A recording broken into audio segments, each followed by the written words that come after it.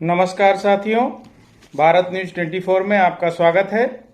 आज हम लोग बात करेंगे देश के गृह मंत्री माननीय अमित शाह जी के बारे में। उनका आज एक ताज़ा बयान आया है जिसमें उन्होंने कहा है ईडी चीफ कौन है ये अहम नहीं, लेकिन भ्रष्टाचार पर कार्रवाई जारी रहेगी। तो सवाल यहाँ पर बनता है कि ईडी चीफ पहले भी थे और आगे भी आ जाएंगे, लेकिन मुकुल राय जो कि पश्चिम बंगाल से हैं, सुखराम हिमाचल से हैं, हेमंत विश्व शर्मा असम से हैं, नारायण राणे महाराष्ट्र से हैं और अभी अभी ताज़ा शामिल हुए सरकार में अजीत पवार, वो भी महाराष्ट्र से आते हैं। क्या ईडी इन तक नहीं पहुंच पाई या इनका पता नहीं मालूम था?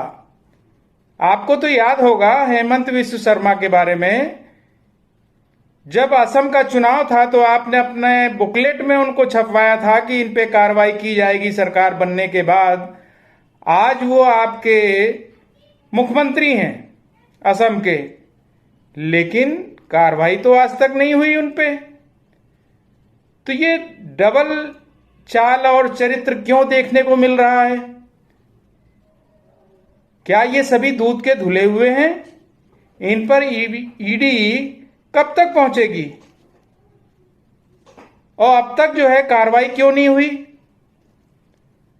विपक्ष ने तो अडानी पर भी सवाल उठाया था, जांच नहीं कराई गई। अडानी साफ सुथरे निकलते, वो जांच का विषय था, लेकिन जांच तो करानी चाहिए थी। वहीं पर अगर किसी ऐसे व्यक्ति का नाम आ जाता जो विपक्षी दलों के साथ में होता, तब तो ईडी सर पे उठा लेती आसमान को, फिर उसको पूछने की जरूरत नहीं पड़ती। आप इस तरह का दंभ अगर भर रहे हैं आज, तो कहीं ना कहीं निश्चित रूप से आपको सुप्रीम कोर्ट के आए हुए फैसले से तकलीफ हुई है। आप लोगों को ये बताना चाह रहे हैं कि पहले की भी कार्रवाई सही चल रही थी और आगे भी कार्रवाई वैसी ही चलेगी। तो ये आम जनमानस को पता होना चाहिए कि सरकार किस राह पे चल रही है और कैसे चल रही है। माननीय सुप्रीम कोर्ट ने जो अपना फैसला दिया, जिसमें बताया कि ईडी चीफ संजय मिश्रा जी का कार्यकाल का जो विस्तार हुआ था वो गैर कानूनी था। तो अगर वो कार्यकाल गैर कानूनी था तो उस समय पे हुई जितनी भी कार्रवाई, क्या वो पलटी जाएगी? क्या उस पर पुनर्विचार होगा? उस टाइम पे जितने लोग जेल भेजे गए, परेशान किए गए, तोड़े गए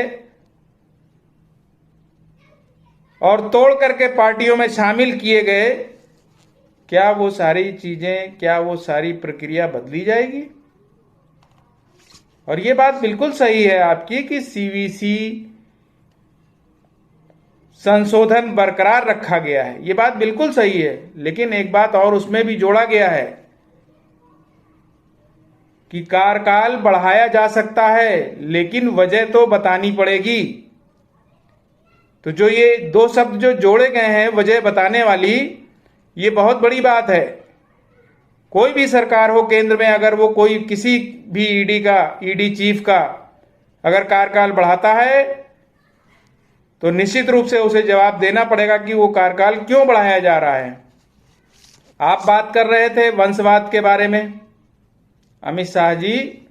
वंशवाद अगर देखना है तो अपनी पार्टी को झांकिए और देखिए, उससे मालूम चलेगा कि वंशवाद पर जो वार आप करते रहते हैं बार बार, क्या आपकी पार्टी उससे अछूती है? अगर आपकी पार्टी अछूती नहीं है तब तो इस पे आप बात कर सकते हैं। अगर आपकी पार्टी में भी वंशवाद बढ़ रहा है तो इस पे बात करने का मतलब नहीं बनता, जनता को गुमराह करने का कोई मतलब नहीं बनता। क्योंकि जिनके घर शीशे के होते हैं वो दूसरे के घरों में पत्थर नहीं मारा करते।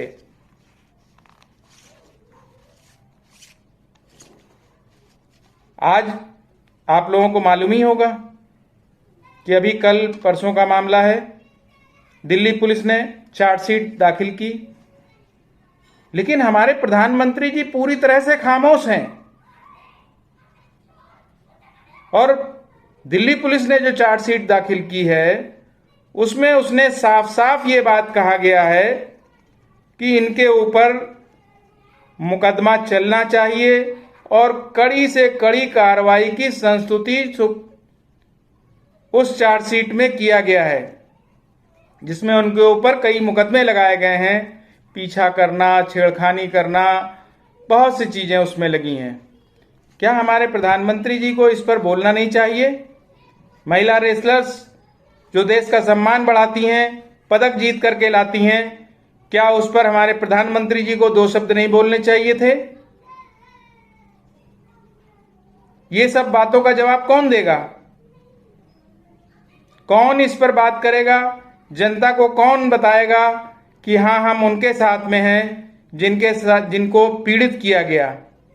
आपकी खामोशी ये दर्शाती है कि आप पीड़ित के साथ नहीं हैं, पीड़ित करने वालों के साथ में हैं। अगर आपने 2 शब्द बोल दिए होते, 2 बयान दे दिए होते, तो निश्चित रूप से आज उन पीड़ित लोगों के जख्म पे मरहम लगा होता। ये जो महिला रेसलर्स हैं, इन्होंने काफी दिनों तक जंतर मंतर पे धरना भी दिया। उसके बाद उनको किस तरह से वहां से हटाया गया था, ये हम लोगों ने भी बहुत करीब से देखा था कि एक तरफ जहां पर नए संसद भवन का उद्घाटन चल रहा था, तो दूसरी तरफ उन्हीं महिला रेसलर्स को खींच करके वहां से हटाया गया था। और पुलिस प्रशासन वही थी जिसने आज उनके ऊपर कार्रवाई की संस्तुति की है। ये सोचने का विषय है। आज देश में मणिपुर जिस तरह से अशांत है, वहां की होने वाली घटनाओं में 100 से ज्यादा लोग अपनी जान गंवा चुके हैं। अगर आज हमारे देश के प्रधानमंत्री जी, हमारे देश के गृह मंत्री जी उसको कंट्रोल नहीं कर पा रहे हैं, या वो क्षेत्र कंट्रोल नहीं हो पा रहा है, तो उस पर मंथन करने की ज़रूरत है, उस पर सोच और फिक्र करने की ज़रूरत है, ना कि सिर्फ और सिर्फ चुनावी मोड में रहने की ज़रूरत है, सिर्फ चुनावी सभा को आयोजित करने की ज़रूरत है। भ्रष्टाचार पे बात होती है। 27 जून को जिस तरीके से प्रधानमंत्री जी ने भोपाल में अपने भाषण में कहा था कि भ्रष्टाचारियों की जगह जेल में है, आज जब प्रधानमंत्री जी 27 जून को ये वक्तव्य दे रहे थे अपने कार्यकर्ताओं के बीच में, तो 2 तारीख को अजीत पवार जी उनकी सरकार में शामिल हो जाते हैं। ऐसा क्यों देखने को मिल रहा है कि प्रधानमंत्री जी जो बोलते हैं उनके काम से वो चीज साबित नहीं होती? प्रधानमंत्री जी का जो काम होना चाहिए उनके भाषणों से मेल खाना चाहिए।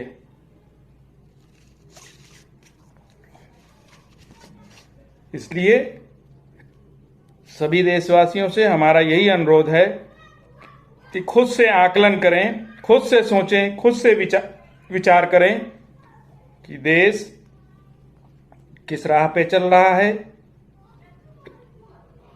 सरकार किस राह पे चल रही है।